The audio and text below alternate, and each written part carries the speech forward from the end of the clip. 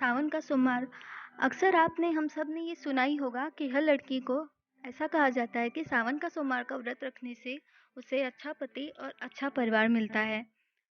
पर क्या ये सच है कि सिर्फ सावन के सोमवार का व्रत रखने से एक अच्छा पति और अच्छा परिवार मिलता है? तो आइए आज के हम अपनी इस वीडियो में इसी बारे में बात करेंगे। हेलो दोस्तों, मैं कोमल मिश्रा स्वागत करती हूँ आपके अपने इस यूट्यूब चैनल आज की कहानी में। और आज की कहानी में दोस्तों, यहाँ मैं आज आपको सुनाने जा रही हूँ माया की कहानी। और इस कहानी को सुनकर शायद आपको भी ये पता चल जाएगा कि क्या सिर्फ सावन के सोमवार का व्रत रखने से अच्छा पति और अच्छा परिवार मिलता है। प्रकृति की सुंदरता, बारिश की बहार और इसी बीच आता है हमारा सावन का सोमवार। और ये सावन के सोमवार शुरू होते ही लोग बड़े ही आस्था और विश्वास के साथ भगवान भोलेनाथ की आराधना शुरू करते हैं। और हर माँ द्वारा अपनी लड़की को ये बताया जाता है कि उसे सावन के सोमवार का व्रत रखने से अच्छा पति और अच्छा परिवार मिलता है। माया भी उन्हीं लड़कियों में से एक थी। माया ने भी ऐसे सावन के सोमवार का व्रत करना शुरू किया। माया एक खुले विचारों वाली और साफ दिल की लड़की थी। उसे मिट्टी के खिलौने बनाना, ड्राइंग करना या फिर कहे कि हर आर्ट की चीज़ें करना उसे बहुत ही पसंद था। मानो जैसे आर्ट ही उसकी दुनिया हो।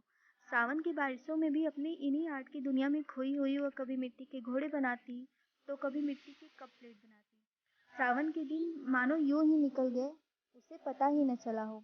और फिर माया की शादी एक आनंद नाम के लड़के से होती है।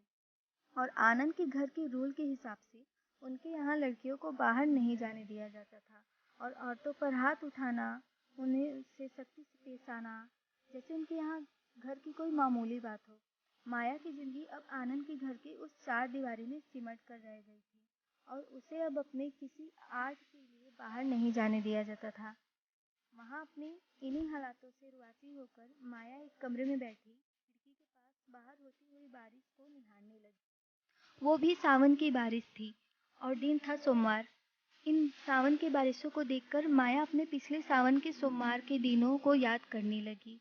सोचने लगी, क्या ऐसे अच्छे पति और ऐसे अच्छे परिवार मिलते हैं सावन के सोमवार का व्रत रखने से, जहाँ पहले आर्ट और मिट्टी के खिलौने ही उसकी अपनी दुनिया हुआ करते थे। और अब यहाँ आनंद के घर में उसे और उसकी दुनिया को समझने वाला कोई नहीं था। इसी तरह अपने पिछले सावन के दिनों को याद करते करते एक दिन माया अपने घर के पास वाले गार्डन में पहुंच गई। वहां भी बारिश की भीगी हुई मिट्टी के सोंधी सोंधी सी खुशबू ने माया को अपनी ओर खींचने लगी। और माया फिर आज बड़े दिनों बाद मिट्टी के खिलौने बनाने वहां बैठ गई। काफी टाइम तक वो बड़े प्यार से सुंदर से मिट्टी के खिलौने बनाती रही। इतने दिनों बाद अपने इन खिलौनों को बनाने के बाद माया को लगा जैसे उसे अपनी पुरानी दुनिया वापस मिल गई हो। और उस दिन के बाद से जब भी उसे टाइम मिलता, वह अपने इन्हीं खिलौनों और आर्ट की दुनिया में खो जाती।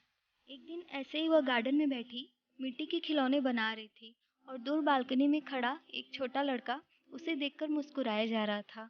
और उस दिन अचानक वह माया के सामने आ खड़ा हुआ और पूछा, ये क्या बना रही हैं आप? आपको मैं रोज देखता हूँ, आप बहुत सुंदर मिट्टी के खिलौने बनाती हैं। अपने लिए इतनी सारी बातें सुनकर माया ने सर उठाकर देखा तो वो लड़का माया की उम्र से काफ़ी छोटा था, पर उसकी समझ बड़ों जैसी थी।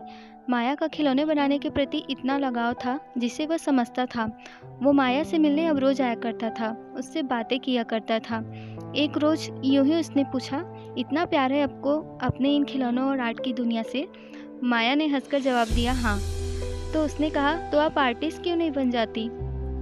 उस बच्चे की ये लाइन सुनकर माया कुछ देर शांत रही।